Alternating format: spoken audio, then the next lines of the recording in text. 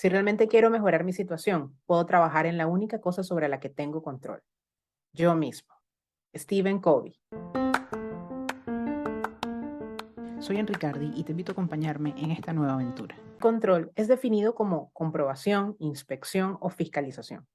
Y me parecen muy buenas estas definiciones, pero es una ilusión cuando se intenta definir como dominio total de algo. ¿No crees? Al menos para nosotros los humanos. Para este tema le pedí a Pamela Amador Fuentes que habláramos sobre el control. Ella es consultora psicológica, es chilena, argentina y la conocí acá en Buenos Aires. Su visión de lo que significa control cambió mi concepto por completo. Pero no te quiero contar más porque quiero que lo veas y así tengas tu propia definición. Te recuerdo que te dejaré en la descripción la manera de contactarte con Pamela y que te suscribas al canal o al podcast en Spotify y que si estás viendo por YouTube dejes en los comentarios tus reflexiones. Disfruta de este episodio.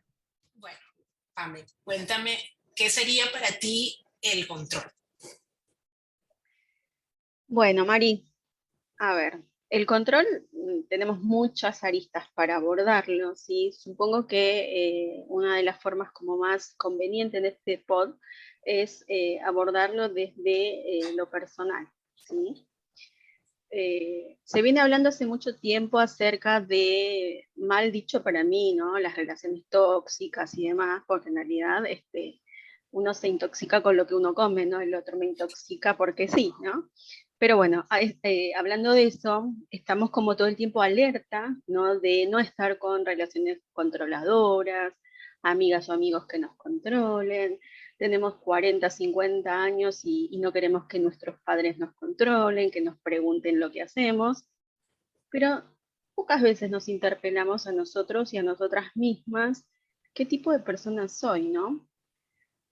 Vos me dijiste que, bueno, que este era un espacio para hablar de manera bastante relajada y me gustaría contar un poco cómo descubrí yo que era controladora, ¿no? Era muy controladora y que eso se agudizó, por supuesto, en mi relación de pareja y en mi maternidad por 3. Y así que imagínate que lo he vivido y he ejercido el control de manera bastante exagerada. ¿Qué me pasó a mí? Yo disfrazaba, y por mucho tiempo, mis cualidades de organizadora, de previsora, de ordenada, de lo que quieras, todo bueno, y en realidad en el fondo había mucho control. En mi inconsciente, por supuesto, esto no lo descubre uno de un día para otro. Oh, soy una persona controladora y mira cómo hago sufrir a todo el mundo con mis exigencias. No, uno lo va viendo porque, bueno, la vida, las experiencias te hacen ir a preguntarte cosas, ¿no? ¿Por qué hago lo que hago? Y a mí me llevó la vida a esa pregunta, ¿por qué controlo de la manera que controlo? Hasta que llegué, por supuesto, a uno de los orígenes que se da en la mayoría del tipo de control exagerado, que son los miedos, ¿sí? Los miedos. ¿Miedo a qué?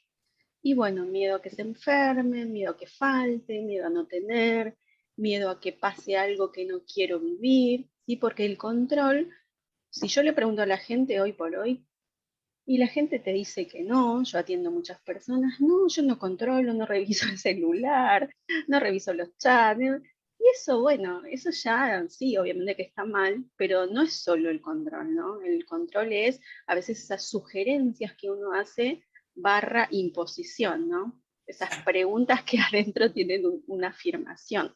¿Por qué no haces esto? Por ejemplo, ¿no? Y te estoy diciendo que lo hagas y que lo disfrazo de pregunta para que no quede tan autoritario, ¿no? A vos te estás riendo ahora, ¿qué sucede con eso? No, me da gracia porque sí, pasa mucho el, esto de, sí, el lenguaje directivo. ¿Qué te parece si en vez de hacer esto, haces esto y en realidad no lo había visto como parte del control, pero claro, sí, tiene mucho sentido. Sí, bueno, a ver, podemos linkear el control con deseos propios también, ¿no? ¿Sí? Controlo, o bueno, el control en su expresión como más patológica, porque en realidad no llega a ser una condición que altera demasiado la psiquis de las personas, o sea, no te tratan por ser controladora, ¿sí? Pero muchas veces sí se va al tema de la manipulación. Ejemplo, esto es como la psicología, ¿no? de la primera que se estudió, de reacciones. Yo hago esto para que suceda aquello. Lo hacemos con los niños. Sí, claro. Dale, come esto porque después te llevo a la plaza. Eso puede ser muy tranqui, muy relajado, estamos queriendo que se coma la comida, que se alimente, bueno, hasta ahí no pasa nada. Pero cuando de alguna manera modificamos escenarios de la vida cotidiana para que el otro reaccione como estoy plantando ese escenario y nos pasamos a la manipulación, ¿sí? O cuando contamos la mitad de las cosas, ¿sí? Eso nos pasa mucho a las madres, a las abuelas. Fíjate, hace esto porque a lo mejor el otro, y la verdad que no llega a ser una mentira total, pero sí estoy manipulando la información porque yo sé que eso va a conectar a la otra persona con una situación que va a terminar actuando como yo espero que actúe, ¿sí? Podemos vincular el control con el evitar, ¿sí? Evito esta situación. Entonces controlo. No voy a tal lugar, no salgo con tal persona, no toco tal tema. Dice, pero eso es control, sí, porque queremos que nada se salga de lo esperado. No quiero que esta persona me toque este tema, por lo tanto empiezo a hablar de otro tema, ¿sí? No sé si Okay. te pasó o los oyentes cuando nos escuchen, a lo mejor seguramente se van a acordar que tienen que hablar un tema con alguien y ese alguien les da toda la vuelta al tema y vos querés ir al tema y te lo evita, hay un miedo, hay vergüenza, ¿sí? Y muchas veces, y casi siempre, no queremos vivir ciertas emociones que en el descontrol, pero en el buen descontrol, nos van a hacer personas vulnerables. No quiero hablar de mi dolor, no quiero hablar de mi vergüenza, no quiero hablar de mi frustración, de lo que perdí, de lo que no pude. Eso es un tipo de control también. En realidad solo controlo para afuera, por dentro me están pasando un montón de cosas, Sigo ¿no? viviendo todo igual, solo no Exacto, estoy exteriorizando, sería algo así. totalmente. Me hiciste acordar de algo que había leído sobre la ansiedad social Ujú, y claro, no lo había visto como ansiedad nada más, pero con lo que me estás compartiendo también es parte del control porque el, la ansiedad social te lleva a excluirte a ti mismo justamente por no exponerte porque la otra persona puede decir algo o la otra persona puede hacer algo que te vaya a hacer sentir incómodo, que ujú, no sabes si eso es lo que va a pasar. exacto. Totalmente. Nosotros tenemos la fantasía, y es una fantasía real, o sea, así como es paradójico lo que te digo, fantasía real, pero es así, creemos que podemos hacer que alguien piense tal cosa, hacer que alguien diga tal cosa, y en realidad el otro piensa y habla con la cabeza que tiene, no con la que yo creo que tiene que tener, ¿no? Y esto que decías acerca de la fobia social o de cosas que uno desconoce, ¿no? A veces hay personas que no quieren estar en ciertos ámbitos por miedo, por vergüenza o por lo que sea, pero más que nada porque ya están cómodos o cómodas en lo que conocen. Ya pueden controlar el espacio donde están. Ahora, ¿ese espacio está bueno? Y la verdad, a veces es un espacio muy acotado de progreso, de mirada más amplia, de interacción con los demás. Me hizo acordar el otro día que estábamos en una fila, perdón, yo no estaba, me contaba mi hija fue a un evento de voluntaria y todo el mundo estaba en una sola fila para pagar, ¿sí? Y resulta que habían 3 o 4 cajas más en un evento al espacio abierto. Y ella con otros voluntarios fueron a decirle a la gente, mire que acá hay otras cajas, o sea, vengan que acá van a estar mejor. Y la gente no se movía, ¿sí? ¿Por qué? Porque ahí se sentían seguros, porque estaban viendo que había una caja, porque veían que la gente pagaba. Entonces, mejor acá, ¿sí? Controlo el espacio acá, lo veo, estoy segura que va a pasar. Allá no sé, capaz que quedo, acá estaba décimo y allá quedo por el lugar número 40. Entonces, todos esos miedos no nos hacen movernos del lugar. Y la verdad que casi todo, Mari, tiene que ver con el control. Y es natural, queremos controlar, queremos tomar buenas decisiones. También hay otro tema, sí, que me gustaría abordar acerca del control. a veces controlamos y queremos que las cosas sucedan de tal o cual manera, no porque sea la mejor opción, sino porque es la mejor opción que va a afirmar mi valor frente a los demás, ¿sí? Ok. Sería Por como ej- actuar por el otro al final. Actuar por el otro, pero del otro a mí me sirva, a su vez me oficie de una persona que me vaya a ayudar con mi autoestima. ¿Sí? Esto pasa mucho en los grupos de amigos. Siempre hay una, sí, lo sabemos, vos lo sabes muy bien con tu profesión, siempre hay alguien que lidera, alguien que propone, alguien creativo, y hay personas que simplemente siguen esas ideas, ¿sí? A veces esas personas que siguen las ideas de los demás empiezan a crecer, empiezan a desarrollarse y quieren de alguna manera que sus propuestas sean oídas y no solo eso, quieren que sean seguidas, ¿sí? Porque a mí, que me sigan me representa en mi autoestima que a alguien le interesa o que alguien me da bolilla, que lo que digo es interesante. Y esto puede pasar desde lo más simple, una reunión de amigos, ¿qué comemos? Tres dicen hamburguesa y él dice pizza, ¿no? O ella dice pizza, pero nunca siguen mi idea y al final no. Pero resulta que a lo mejor esos tres vienen comiendo pizza hace un montón y ahora quieren comer una hamburguesa y relacionan a esa persona es que no le dan bolilla. Entonces, él de alguna manera parece muy loco, ¿no? Porque este es un tema del inconsciente, el control. Es decir, Pamela, tanto así, y sí, la verdad que sí.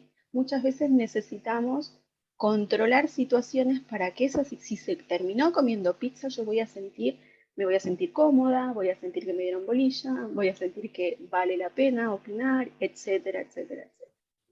El control no nos deja vivir relajadas, ¿sí? Estamos todo el tiempo pensando en lo que viene, en lo que van a decir, si me pongo esto, ¿qué van a decir? Si me pongo esto, ¿qué van a pensar? Esto es viejo, o sea, no nos deja en paz. Y a su vez nosotros no dejamos en paz a los demás, porque los demás sufren también nuestro control, ¿no? Claro, eh, son alcanzados por el control. Exacto, exacto. Y de hecho, muchas veces las personas que nos rodean, si tenemos un carácter bastante firme, terminan haciendo cosas para que no molestemos más.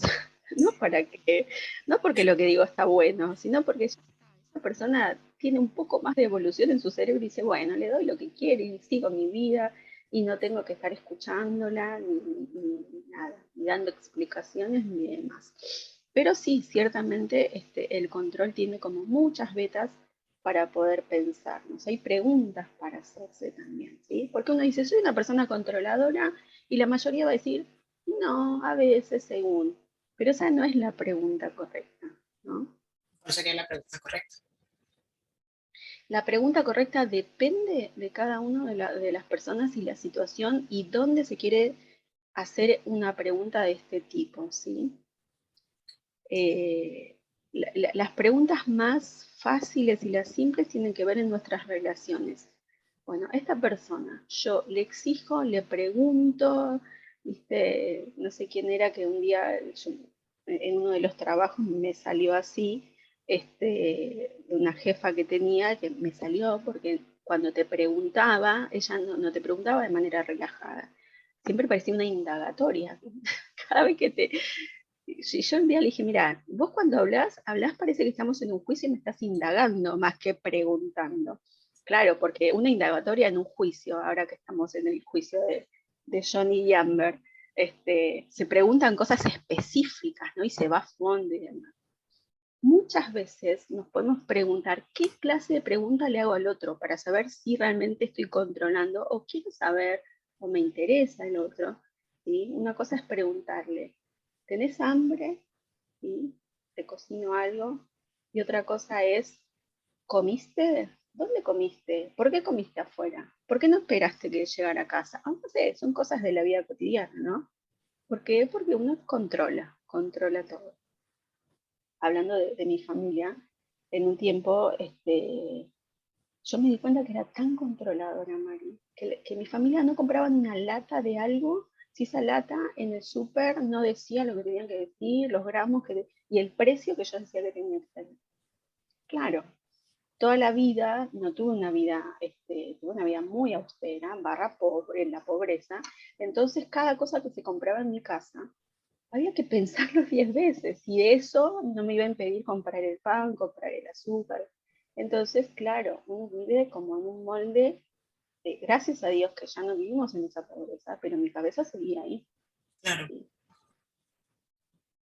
Sí, sí, entiendo, total. O sea, de alguna manera te llevaste todo esto que habías vivido a tu nueva realidad, que era Ujú. diferente, pero ya llevabas las mismas reglas. Totalmente, totalmente, porque en general ese tipo de temperamento, no temperamento, de perfil, de personalidad, se adquiere en la niñez, ¿sí? Yo me he cansado de escuchar cosas que la gente hoy actúa con patrones de supervivencia que les servían porque son positivos en la niñez, ¿sí? No, no hay otra, ¿no? Los patrones de supervivencia, por si alguien nunca escuchó, son ese tipo de acciones o de pensamientos que ejecutamos que nos hacen salvarnos de ciertas situaciones, ¿sí? En la niñez. Pero después actuamos en la adultez con ese patrón que ya no sirve. Ejemplo, hay personas que se refugiaron en la comida cuando eran pequeños o pequeñas porque era el único momento de placer.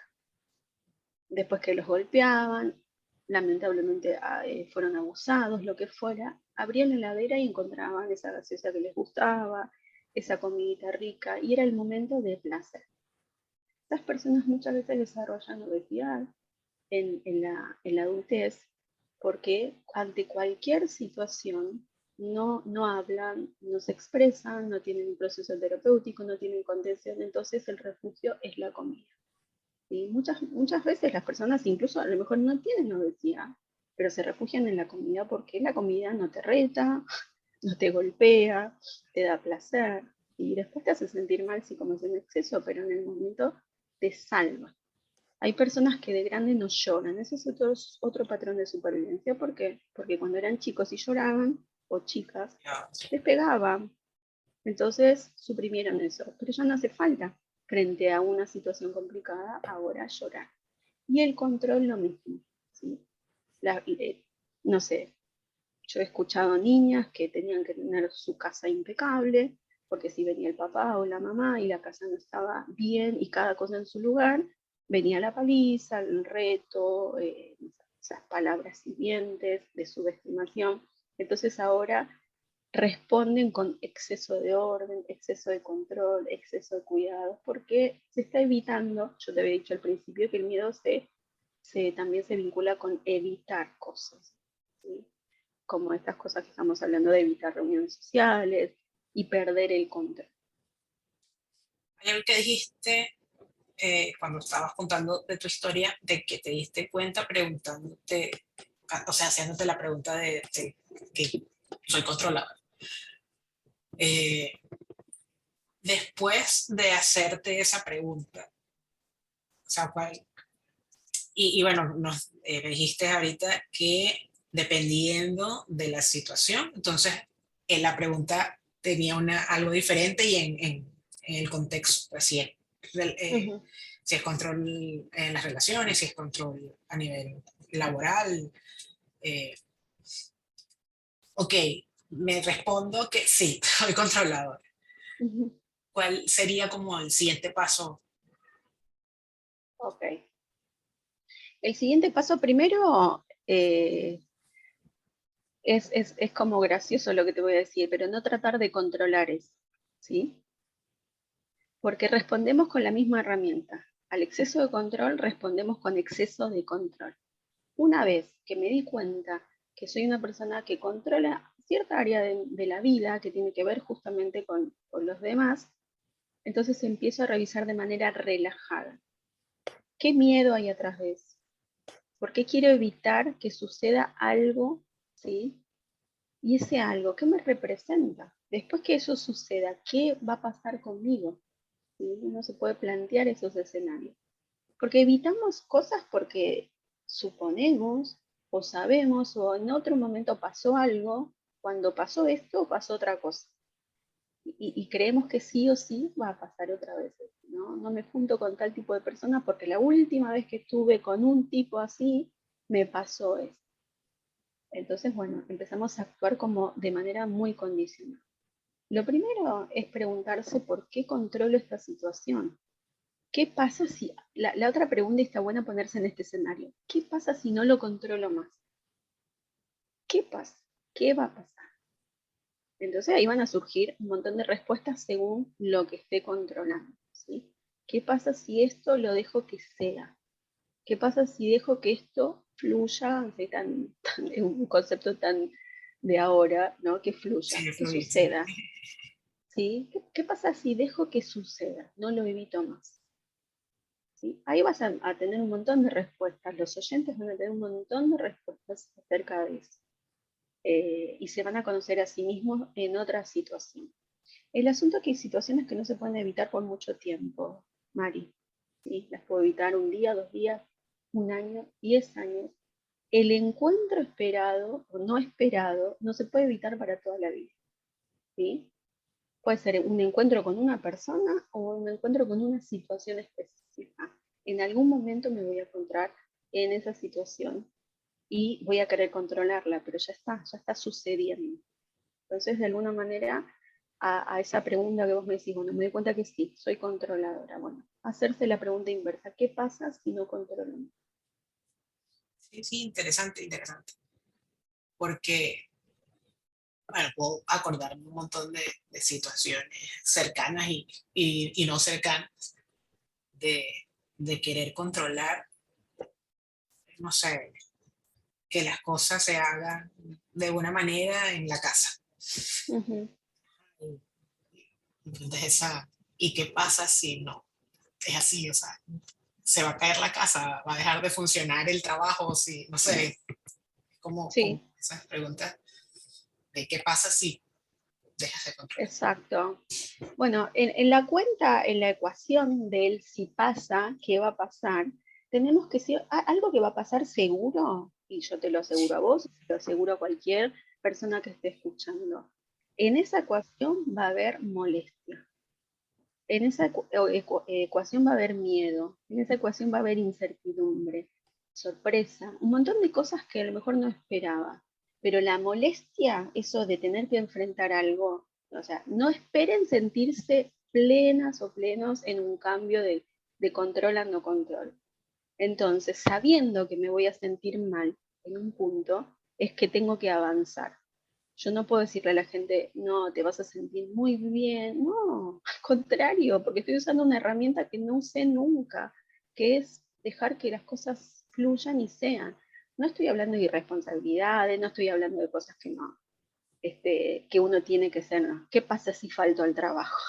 No, no estoy hablando. ¿Qué pasa si no le doy de comer a mis hijos? No, estoy hablando de hijos menores. Si tiene 20 años, no pasa nada. Te va a buscar su comida. ¿Sí? Y esto se ve mucho en las relaciones maternas, mucho, mucho.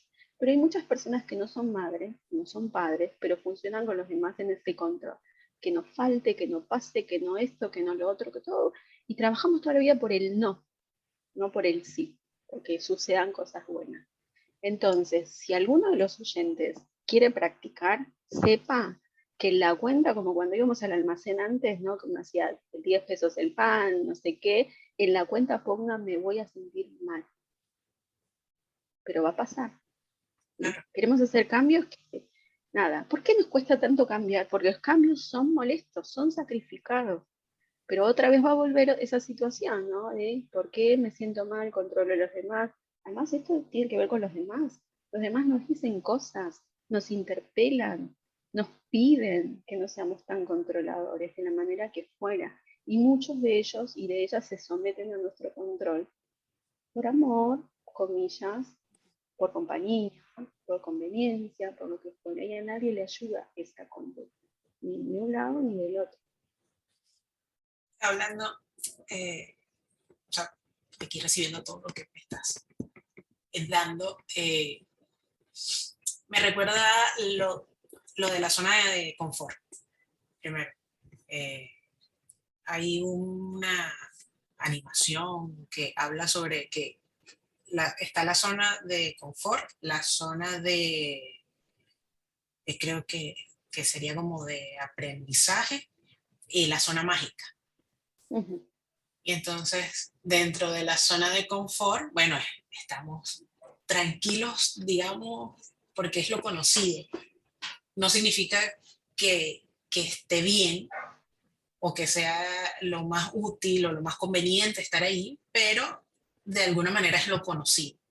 Y en la zona de aprendizaje es donde buscamos información, donde nos cuestionamos, donde nos preguntamos si de verdad es donde queremos estar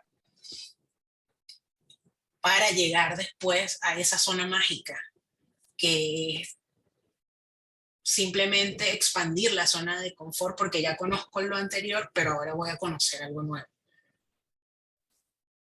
Me estaba acordando de esto y me estaba acordando también de que al final el control o los miedos o todas estas, la ansiedad también pudiese estar aquí, serían como un músculo al final.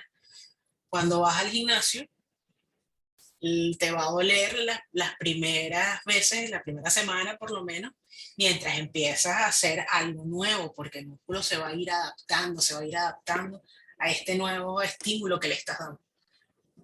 Pero después, ya eso que empezaste a levantar, no va a hacer nada, vas a tener que volver a aumentar un poco más de peso para poder darle un estímulo más fuerte y que vuelva el músculo pueda seguir fortaleciéndose.